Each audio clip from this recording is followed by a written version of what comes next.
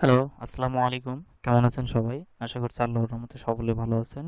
আলহামদুলিল্লাহ, আমিও ভালো আছি। আজকে আমরা Laravel 8 এর ফোল্ডার স্ট্রাকচার নিয়ে আলোচনা করব। ফোল্ডার স্ট্রাকচারটা জানাতে আমাদের জন্য ইম্পর্ট্যান্ট Laravel অ্যাপ্লিকেশন ডেভেলপমেন্ট করার জন্য। আমরা ফার্স্ট অফ অল এখানে অ্যাপ ফোল্ডার থেকে শুরু করছি। অ্যাপ ফোল্ডারটা কেন? অ্যাপ ফোল্ডার আমরা এটা এক্সপ্যান্ড করলে এবার দেখতে পারবো এখানে কনসোল নামে আরেকটি ফোল্ডার রয়েছে। অ্যাপ ফোল্ডার এটা কিন্তু আমাদের জন্য ইম্পর্টেন্ট একটি ফোল্ডার, ঠিক আছে। অলওয়েজ প্রায় বেশি সময় আমাদের এই অ্যাপ ফোল্ডারে কাজ করতে হয়। অ্যাপ ফোল্ডার অ্যান্ড এই রাউট ফোল্ডার আমি একে একে সিরিয়াল বা আপনাদের দেখাচ্ছি। অ্যাপ ফোল্ডারটা এক্সপ্যান্ড করলে এখানে আমরা কনসোল পাবো। কনসোলটা ইম্পর্টেন্ট না, এক্সেপশন এটাও অতটা ইম্পর্টেন্ট না। আর বেশি ইম্পর্টেন্ট হচ্ছে আমাদের এইচটিটিপি। আমাদের যে এগুলো ফোল্ডার ইম্পর্টেন্ট আমরা সেই ফোল্ডারগুলো নিয়ে আলোচনা করব এবং সেগুলো কিভাবে কাজ করে সেগুলো নিয়ে আলোচনা করব। এখানে এইচটিটিপি এই ফোল্ডারটা আমাদের ইম্পর্টেন্ট। এখানে মনে রাখবেন অ্যাপের ভিতরে এইচটিটিপি, অ্যাপের ভিতরে এইচটিটিপি ফোল্ডার, ঠিক আছে। এই এইচটিটিপি ফোল্ডারটা এক্সপ্যান্ড করলে এর ভিতরে আরো দুইটা ফোল্ডার আছে প্লাস একটা ফাইল রয়েছে। প্রথম ফোল্ডার হচ্ছে কন্ট্রোলার। এখানে কি কন্ট্রোলার, এটা আমাদের কন্ট্রোলার। যতগুলো কন্ট্রোলার আমরা ক্রিয়েট করব সবগুলো কন্ট্রোলার আমাদের এই কন্ট্রোলার্স ফোল্ডারের ভিতরে থাকবে, ঠিক আছে। আমাদের কন্ট্রোলার ফোল্ডারের ভিতরে থাকবে এবং এর যে নেম স্পেস এটা অ্যাপ থেকে শুরু হবে। রুট অ্যাপ থেকে শুরু হবে, দেন এইচটিটিপি তে আসবে, দেন কন্ট্রোলার্স ফোল্ডার, দেন এখানে এটার নেম স্পেস হবে এটা, ঠিক আছে। এটা নেম স্পেস। অ্যান্ড দেন রয়েছে মিডলওয়্যার আমাদের এমন একটা ফোল্ডার, এমন একটা আর কি। এখানে অথেন্টিকেট মিডলওয়্যার সব কিছু রয়েছে এখানে। এই মিডলওয়্যার ছাড়া আমাদের অ্যাপ্লিকেশন আসলে ডেভেলপ করা খুব কঠিন হয়ে যাবে।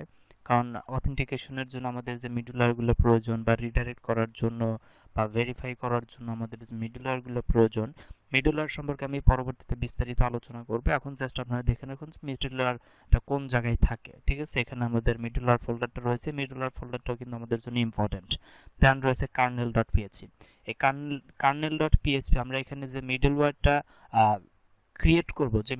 আমরা ক্রিয়েট করব সেই মিডলওয়্যারটাকে আমরা রেজিস্টার করার জন্য এই কার্নেল ডট পিএইচপি তে আসার পরে এখানে আমরা মিডলওয়্যারগুলো রেজিস্টার করব। এখানে আমরা মিডলওয়্যার গ্রুপ রয়েছে, এখানে মিডলওয়্যার রয়েছে, দেন এখানে রাউট মিডলওয়্যার রয়েছে। আমরা যতগুলো মিডলওয়্যার ক্রিয়েট করব সেই মিডলওয়্যারগুলো এখানে থাকবে এবং সেই মিডলওয়্যারগুলো আমরা এই জায়গাতে রেজিস্টার করব। এখানে নামে অথেন্টিকেট যে মিডলওয়্যারটা সেটা এই জায়গায় রেজিস্টার করা রয়েছে, যে অথেন্টিকেট মিডলওয়্যার। এই মিডলওয়্যারটা এখানে রেজিস্টার করা রয়েছে। আমরা এইভাবে মিডলওয়্যারগুলো রেজিস্টার করব। অ্যান্ড দেন রয়েছে সেকেন্ড ইজ মডেলসটা আমাদের জন্য ভেরি ইম্পর্টেন্ট। এটা কিন্তু অনেক ইম্পর্টেন্ট, ঠিক আছে। মনে রাখবেন এটা অনেক ইম্পর্টেন্ট, কারণ একটা অ্যাপ্লিকেশন ডেভেলপ করতে গেলে মডেলস ছাড়া হবে না। এমভিসি প্যাটার্ন যেটা ফলো করে মডেল ভিউ কন্ট্রোলার, সেক্ষেত্রে আমাদের কন্ট্রোলার থাকছে এইচটিটিপির ভিতরে অ্যান্ড দেন মডেলস থাকছে আমাদের অ্যাপের ভিতরে ডাইরেক্ট রুটে। অ্যাপের রুট ফোল্ডারে থাকছে আমাদের মডেলস।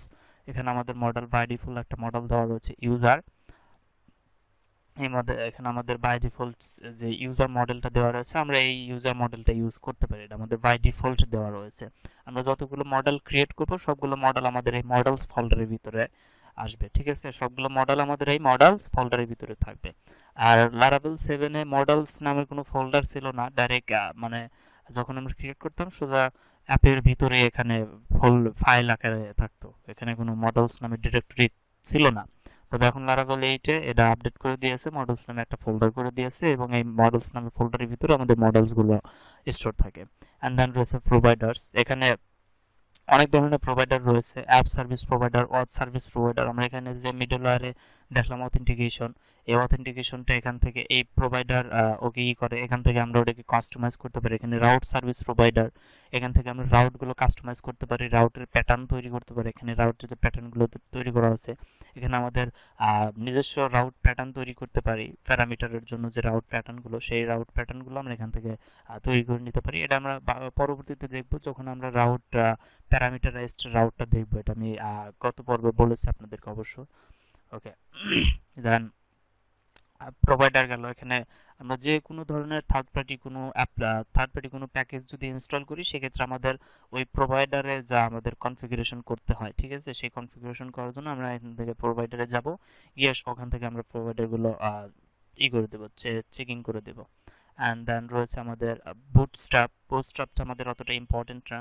এখানে কনফিগ রয়েছে, কনফিগটা আমাদের জন্য একটু ইম্পর্টেন্ট। এখানে আমরা অ্যাপ, আমাদের যে অ্যাপের যে প্রোডাকশন সেগুলো আমরা এখান থেকে আমাদের অ্যাপ নেমটা এখানে বলে দিতে পারি। এখানে আরও এএনবিটা রয়েছে, দেন আরও অনেক কিছু রয়েছে, এগুলো আমরা এখান থেকে টাইম জোন এগুলো চেঞ্জ করে দিতে পারি, অ্যাসেট ইউআরএলটা দিয়ে দিতে পারি, দেন ইউআরএল অ্যাপ ইউআরএলটা দিয়ে দিতে পারি। তবে এগুলো আমরা ইএনবি থেকে দিয়ে দিতে পারি। ইএনবি আমরা যখন ইএনবিতে দেখবো তখন ইএনবি থেকে আমরা এগুলো চেঞ্জ করে দিতে পারি।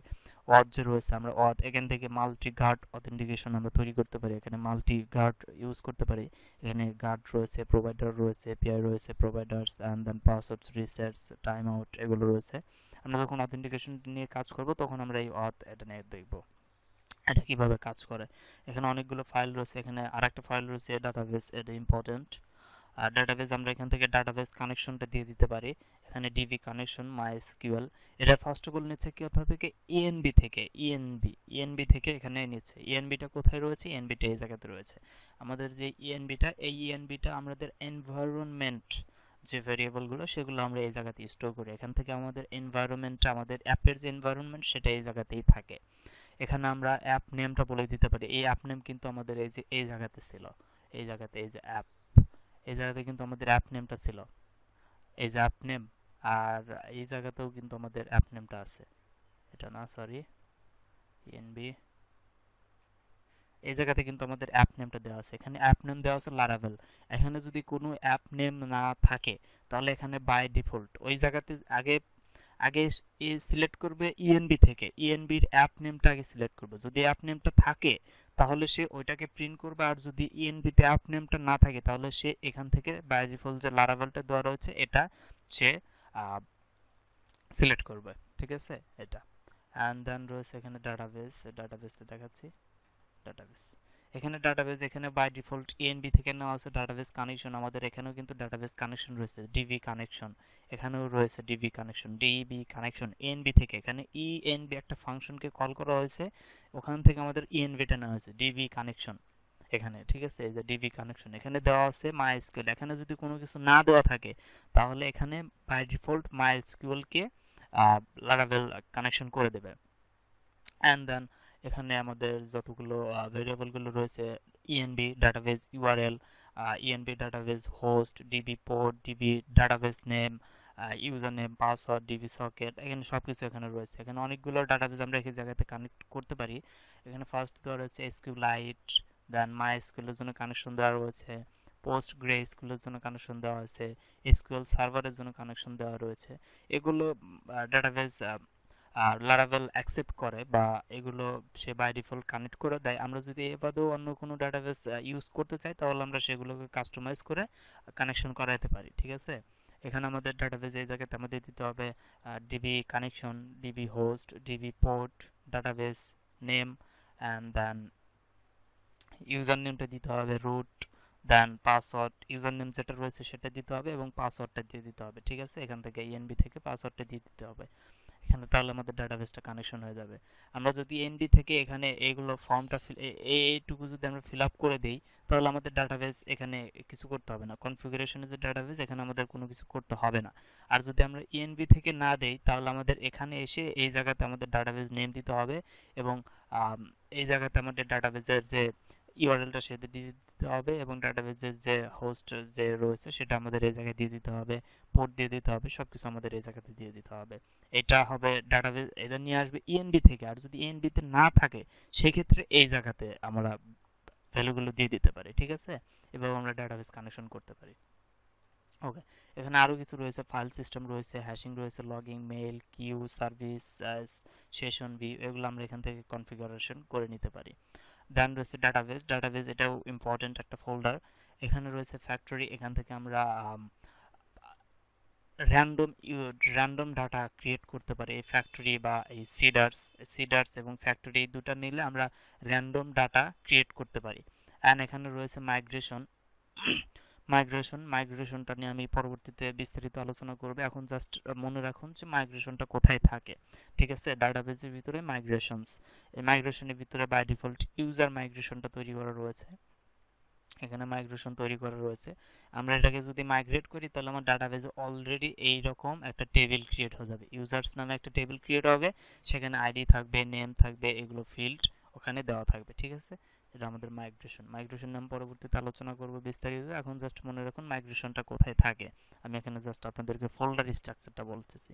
ওকে, তারপর রয়েছে পাবলিকটা রয়েছে এখানে আমাদের যে এইচটিএমএল না সরি, এখানে আমাদের সিএসএস, জাভাস্ক্রিপ্ট বা আমাদের যে ডিজাইন করার জন্য যে কিছু ফাইল লাগবে বা আমাদের ফটো লাগবে, ইমেজ, ভিডিও, এগুলো সব কিছু আমাদের এই পাবলিকের ভিতরে থাকবে। ঠিক আছে, আমাদের পাবলিকের ভিতরে একটা ফোল্ডার করে সেই ফোল্ডারের ভিতরে আমরা সেই ইমেজ, তারপরে সিএসএস, জাভাস্ক্রিপ্ট, এগুলো আমরা এই জায়গাতে রেখে সেগুলো আমরা লিঙ্ক আপ করে দেব। এগুলো আমাদের পাবলিকে থাকবে। অ্যান্ড দেন লাস্ট রয়েছে রিসোর্সটা অনেক ইম্পর্টেন্ট আপনাদের জন্য। রিসোর্সের ভিতরে রয়েছে আমাদের সিএসএস, এটা এখন আমাদের প্রয়োজন পড়বে না, এটা যখন আমরা ভিউ জেএস নিয়ে কাজ করব তখন আমাদের এটা প্রয়োজন পড়বে, জেএসটাও প্রয়োজন পড়বে। অ্যান্ড দেন ল্যাঙ্গুয়েজটা আমরা পরবর্তীতে দেখব, লোকালাইজেশন যখন ইয়ে করবো তখন।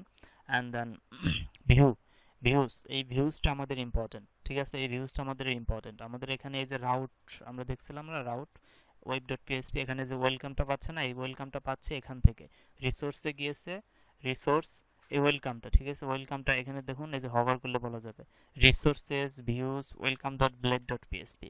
এখানে কি হয়েছে, রিসোর্সেস দেন ভিউজ ভিউসের ভিতরে welcome dot blade dot PSP, এখানে ডট ব্লেড ডট পিএসপি, এটা Laravel actually blade engine template যেটা আছে, ব্লেড ইঞ্জিন টেমপ্লেট সেটা ইউজ করে, খুবই পাওয়ারফুল একটা টেমপ্লেট ইঞ্জিন, সেটা আমরা ব্যবহার করব, সেটা আমরা অবশ্যই দেখব, ব্লেড টেমপ্লেট ইঞ্জিন নিয়ে আলোচনা করব, এটা ব্যবহার করে লারাভেল।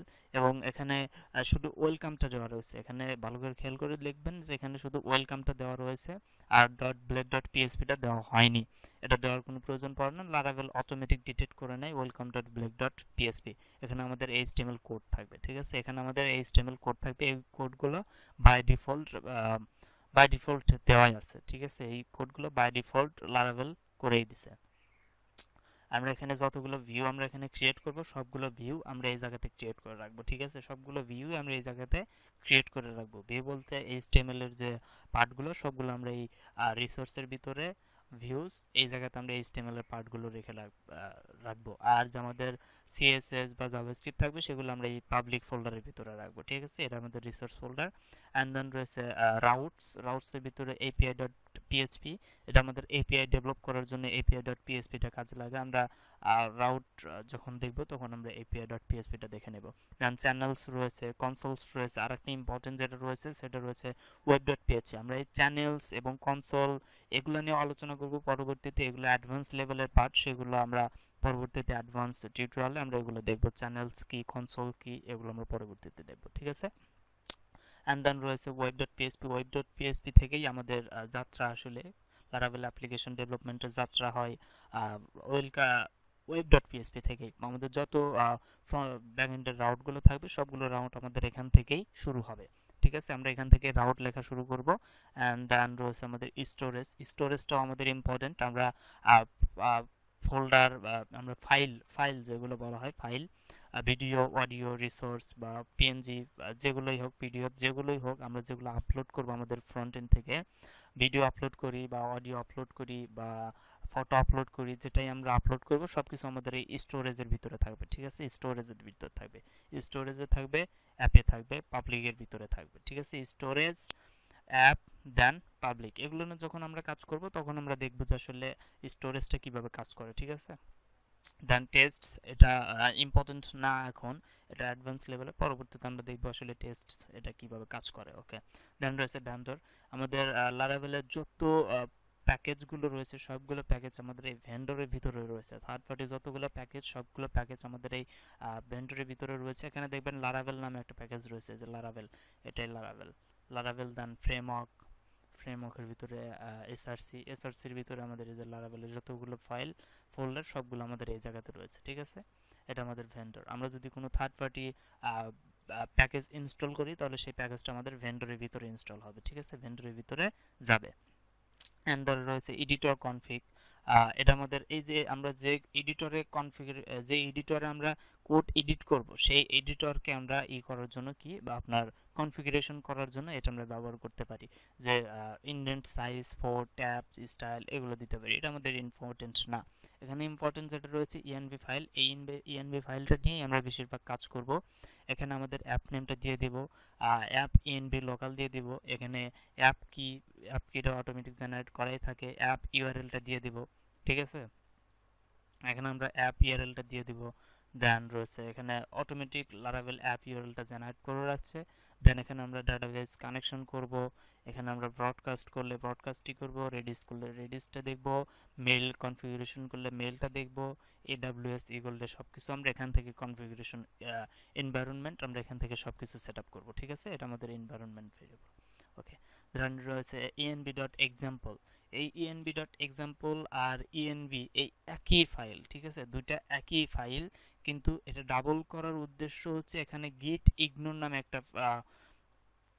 ফাইল রয়েছে। এই ফাইলটা আমাদের এই যে যেগুলো আমরা যদি এই লারাভেল অ্যাপ্লিকেশনটা গিটে পাবলিশ করি, গিটে যদি আপ করি, তাহলে আমাদের এই পুরো ইয়েটা আপলোড হতে আমাদের এই পুরো প্রজেক্টটার সাইজ প্রায় 40 MB। আর যখন আমরা নোট মডিউল ইনস্টল করব তখন 150 MB-র মতো চলে যাবে, আর সেটা আমরা গিটহাবে আপলোড করার সময় অনেক সময় লাগবে। ঠিক আছে, ক্লোন করার সময় অনেক সময় লাগবে। সেক্ষেত্রে আমরা এখান থেকে নোট মডিউলস এগুলো আমরা আপলোড করব না, পাবলিকের ভিতরে হট যেগুলো থাকবে সেগুলো আমরা আপলোড করব না, স্টোরেজগুলো আপলোড করব না, ইএনবিটা আপলোড করব না। ইএনবি কারণ আপনার অ্যাপ্লিকেশনের যে এনভায়রনমেন্ট যে সেটআপগুলো থাকবে সেগুলো তো আর আপনি কাউকে দিতে চাইবেন না, তাই না? সেজন্য আমরা ইএনবিটা আপলোড করব না। এখানে গিট ইগনোরে সব কিছু বলে দেওয়া আছে যেগুলো আমরা গিটহাবে আপলোড করব না। অ্যান্ড দেন আমরা যখন ইএনবিটা আপলোড না করব তখন কিন্তু আমাদের ইএনবি ডট এক্সাম্পলটা আপলোড হবে, আর তারপর আমরা ইএনবি ডট এক্সাম্পলকে কপি করে জাস্ট ইএনবি ফাইল বানাই ফেলবো। ঠিক আছে, তখন আমাদের আবার ফের ঠিক মতো কাজ করবে। দেন গিট অ্যাট্রিবিউটস, এটা ইম্পর্টেন্ট না। গিট ইগনোর এটা আমি তো দেখালাম। এখানে যে যে ফাইল ফোল্ডার আপনি গিটহাবে আপলোড করতে চাচ্ছেন না, ইগনোর করতে চাচ্ছেন, সেগুলো আপনি এর ভিতরে বলে দিলেই হয়ে যাবে। দেন আর্টিসানস, আর্টিসানস এখানে আমরা কমান্ড তৈরি করতে পারি, মেবি না এখানে নয়। অ্যান্ড দেন রয়েছে কম্পোজার ডট জেসন, এটা কিন্তু ইম্পর্টেন্ট। কম্পোজার ডট জেসন, এখানে আপনার প্রজেক্টের নেম থাকবে লারাভেল স্ল্যাশ লারাভেল প্রজেক্ট থাকবে। এখানে দ্য লারাভেল ফ্রেমওয়ার্ক ডেসক্রিপশন, এখানে কিওয়ার্ডস দেওয়া রয়েছে, লাইসেন্স দেওয়া রয়েছে, এবং এটা কত ভার্সন ইউজ করতেছে সেই ভার্সনগুলো এখানে দেওয়া যাচ্ছে, পিএসপি 7.3, অ্যান্ড এখানে সব কিছু দেওয়া রয়েছে, এবং লারাভেল ফ্রেমওয়ার্ক ভার্সন দেওয়া রয়েছে 8.0। অ্যান্ড দেন এখানে টিঙ্কার রয়েছে, টিঙ্কার থেকে সেটা নিয়ে আমি পরবর্তীতে আলোচনা করব যখন আমরা ডাটাবেস রিলেটেড কাজ করব তখন। ঠিক আছে, ওকে।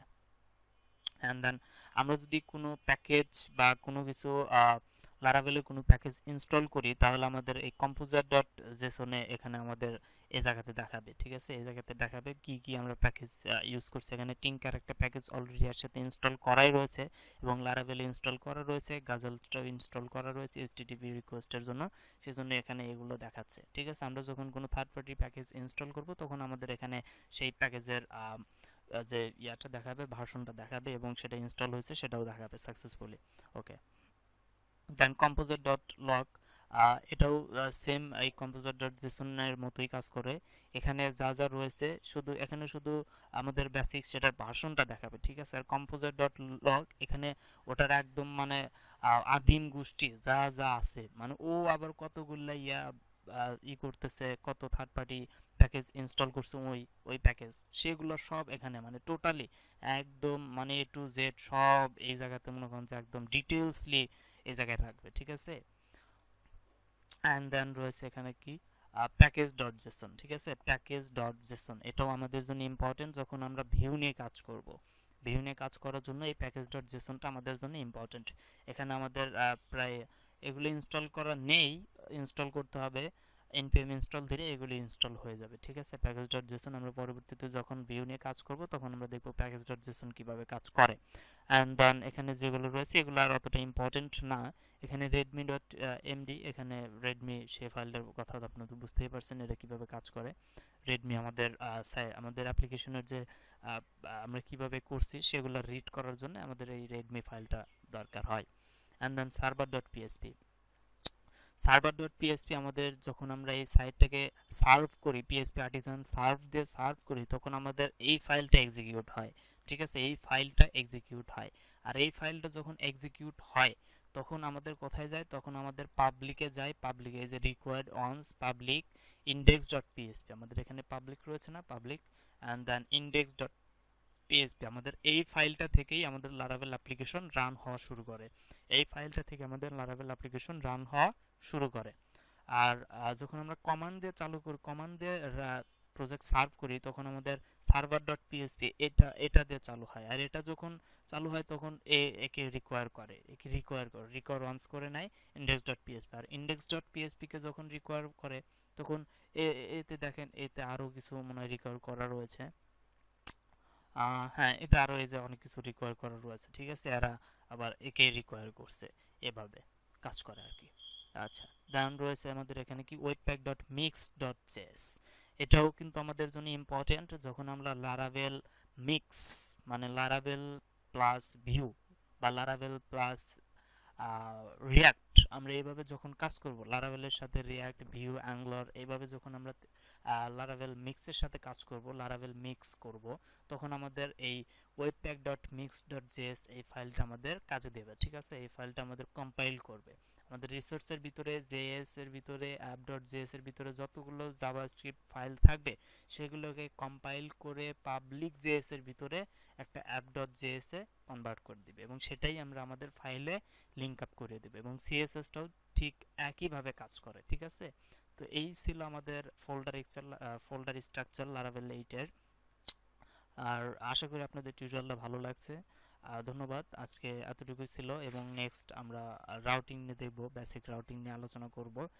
সো ভালো থাকবেন সবাই, ধন্যবাদ আপনাদেরকে এতক্ষণ সাথে থাকার জন্য।